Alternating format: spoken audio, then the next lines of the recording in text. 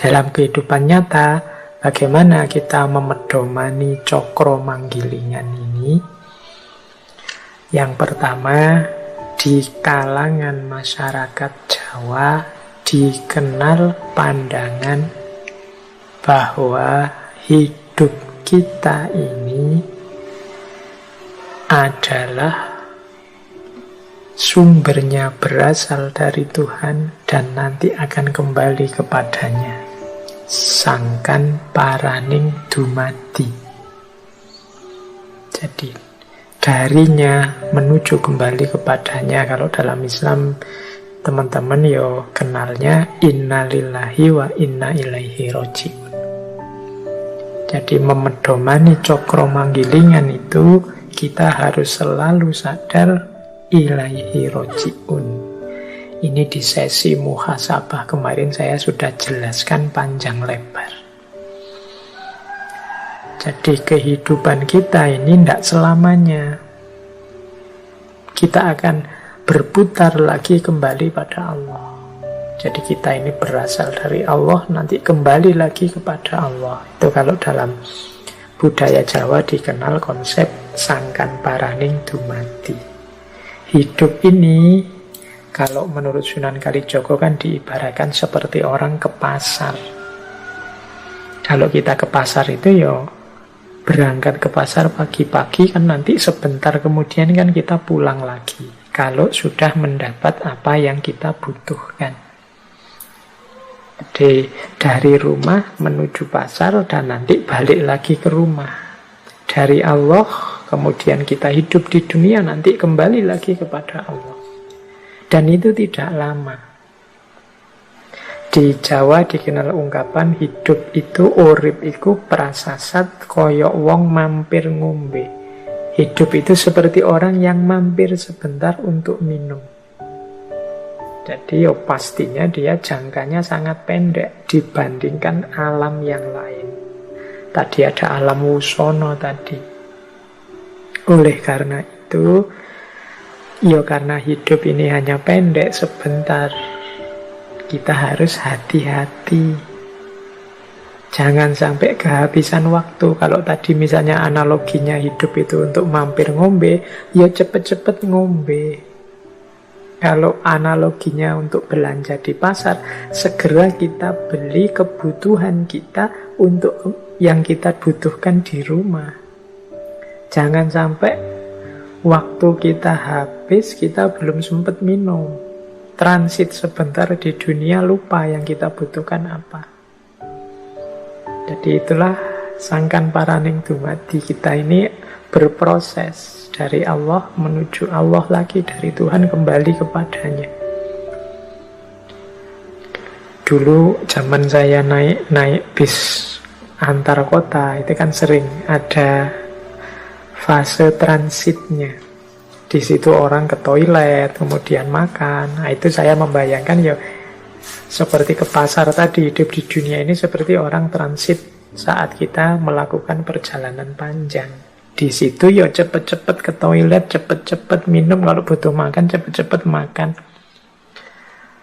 Setelah itu balik lagi ke bis, melakukan perjalanan ke tujuan yang memang kita tuju.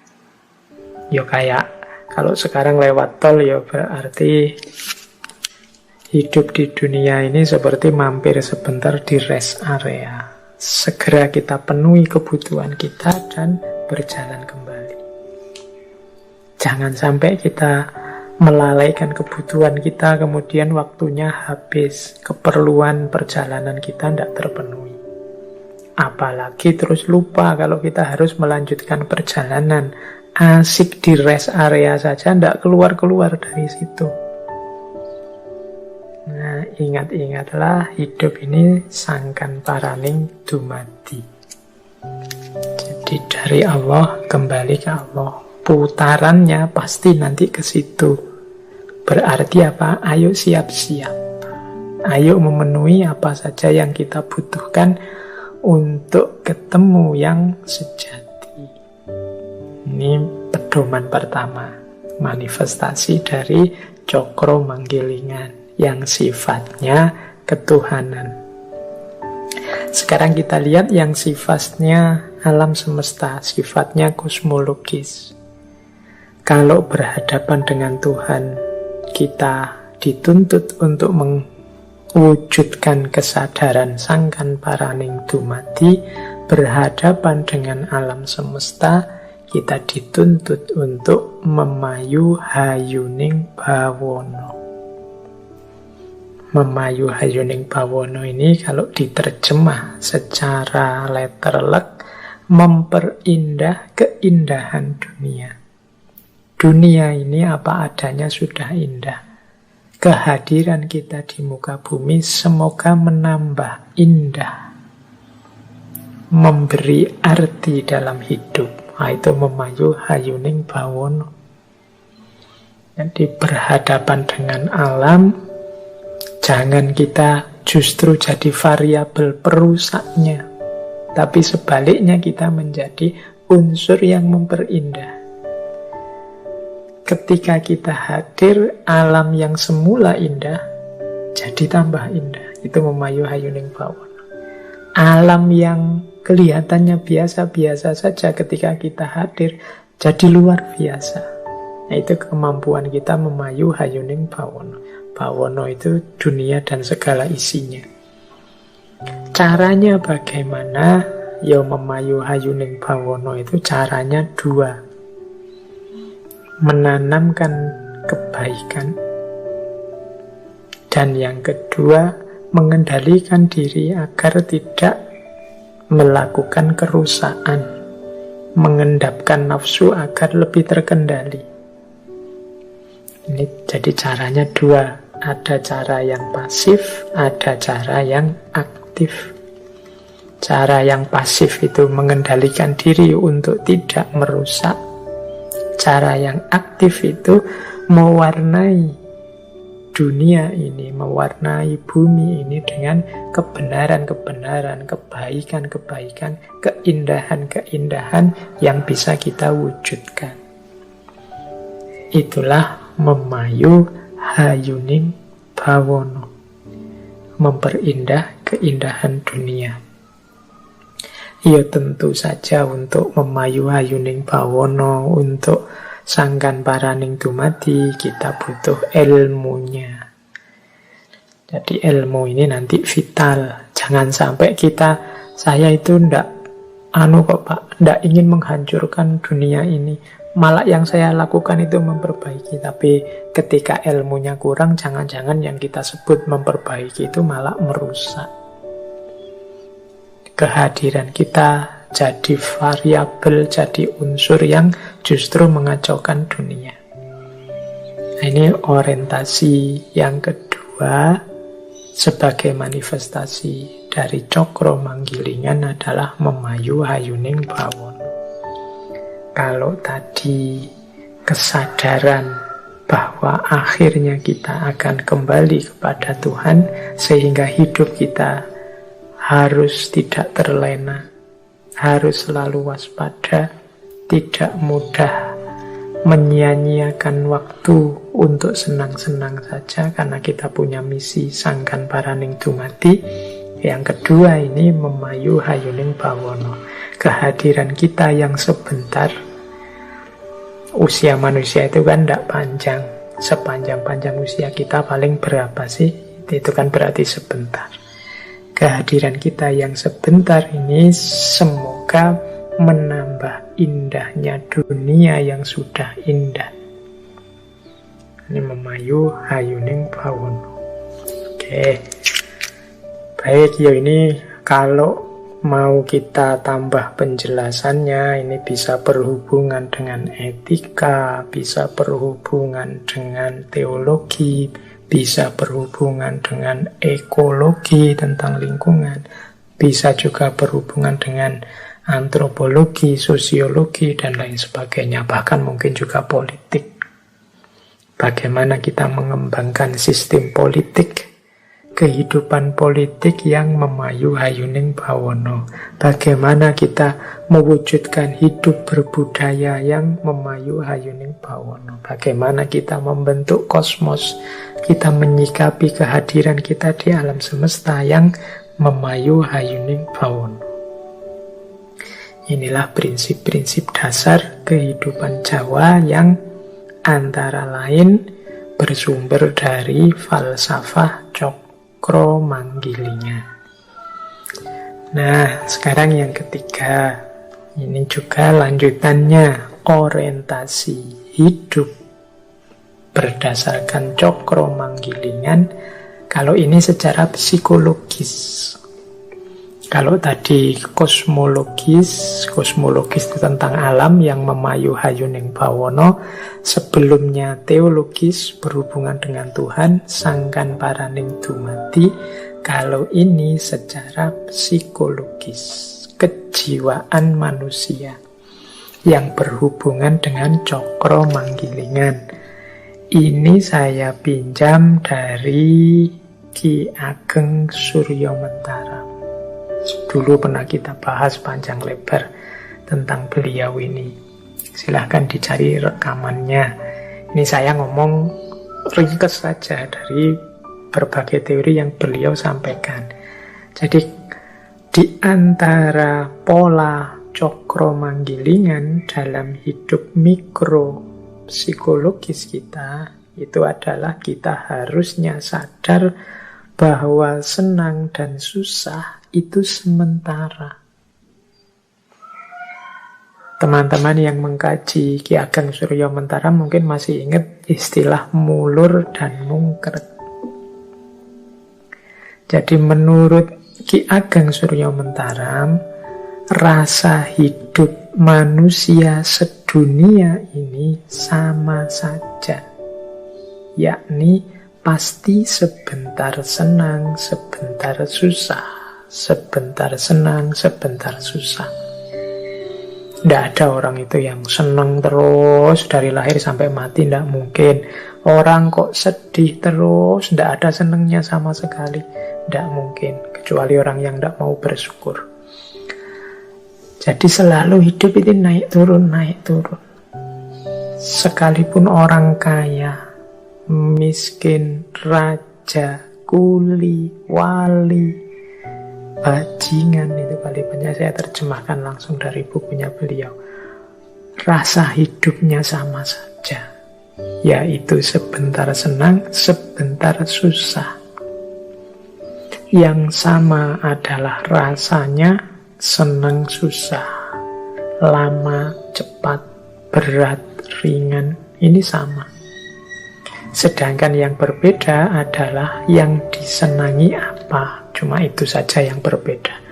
Ada orang yang senangnya punya teman banyak, ada orang yang senangnya punya uang banyak, ada orang yang senangnya kalau ibadah, ada orang yang senangnya kalau rekreasi. Kalau ini beda-beda. Tapi rasa sebentar senang, sebentar susah, ini semua orang sama. Oleh karena itu, kata Ki Ageng Suryamentara, kalau kita sadar seperti ini, hidup slow saja, santai saja. Kita bebas dari iri, dari sombong, dari hasud, dari kebencian pada siapapun. Wong kita ini manusia sama saja. Engkau iri apa sih pada saudaramu? Mungkin saudaramu juga iri hal tertentu padamu. Kita hidup ini sama saja, masing-masing ada kelebihan, ada kekurangannya. Ada fase pasang, ada fase surutnya. Jadi hidup ini mari kita sikapi biasa saja, santai saja. Kalau bahasanya anak-anak hari ini slow way, karena semua orang sama saja. Tidak ada orang yang senang terus atau susah terus. Tidak usah iri, tidak usah dengki, tidak usah sombong.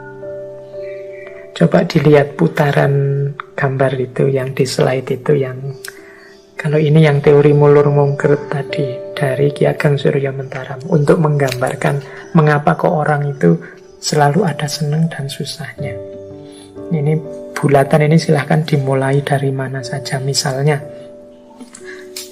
Hidup ini kita awali, kita punya cita-cita.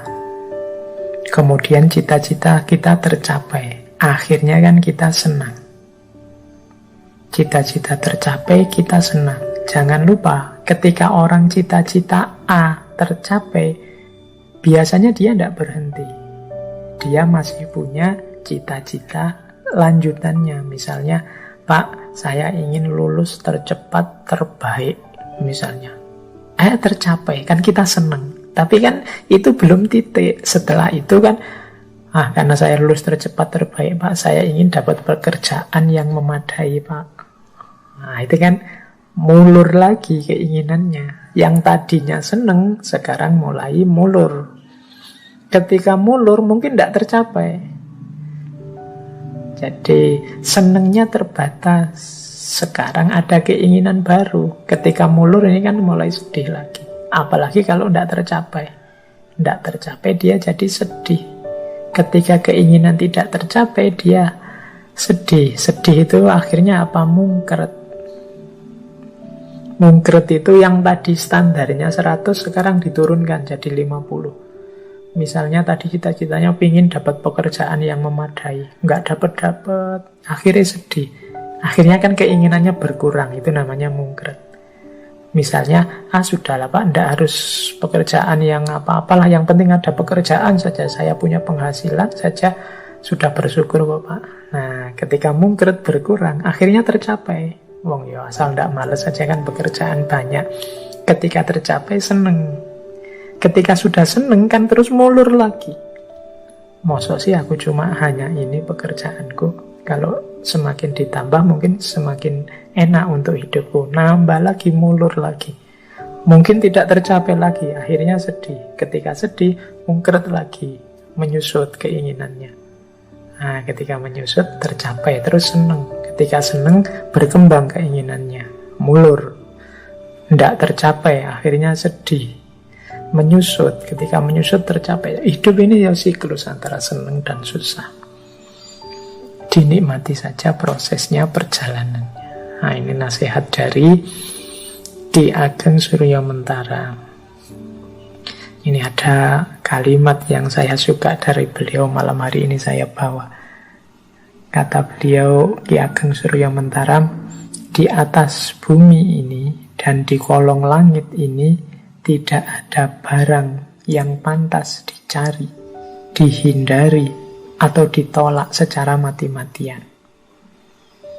Meskipun demikian, manusia itu selalu berusaha mati-matian untuk mencari, menghindari, atau menolak sesuatu.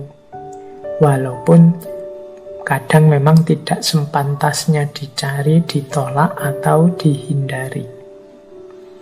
Padahal apa yang dicari atau ditolaknya itu tidak menyebabkan orang bahagia dan senang selamanya, atau susah dan celaka selamanya. Tetapi pada waktu orang menginginkan sesuatu, pasti ia mengira atau berpendapat bahwa jika keinginanku tercapai, tentulah aku bahagia dan senang selamanya. Dan jika tidak tercapai, tentulah aku celaka dan susah selamanya. Ini karakternya manusia. Padahal menurut Ki Ageng Suryamentara, mbok yo jangan begitu. Menginginkan sesuatu boleh, tidak suka atau menolak sesuatu boleh, tapi tidak harus semati-matian itu. Seolah-olah kalau gagal memperoleh yang diinginkan atau menolak yang tidak disukai, terus hidupmu hancur. Atau kalau memperoleh yang kamu inginkan dan menyingkirkan yang kamu tidak sukai, terus hidupmu bahagia terus gitu. Tidak begitu. Hidup tetap akan siklus, kadang senang, kadang susah. Kadang-kadang kita kan begitu, pokoknya Pak, kalau saya diterima jadi PNS ini misalnya ya, wah sudahlah selesai hidup saya Pak, sudah bahagia terjamin sampai anak-anak cucu nanti. Atau kalau saya berhasil menikahi dia Pak, wah sudah hidup saya mesti tidak ada susahnya, seneng terus bahagia terus. Atau kalau saya punya uang 10 miliar saja Pak, wah pasti hidup saya itu ketawa terus, nggak ada sedihnya sama sekali. Kita kan sering punya rasa seperti itu. Atau menolak, wah pokoknya jangan dengan teman saya itu deh Pak, saya akan mati-matian menghindar karena teman saya itu tidak cocok sama saya benci sekali sama dia, semoga dia, kita akan menolak mati-matian. Janganlah Pak kalau kerja di sana itu menurut saya kita nolak mati-matian. Janganlah Pak kalau menikah dengan dia Pak, saya sudah lama tidak suka dengan perempuan seperti itu, bukan tipe saya.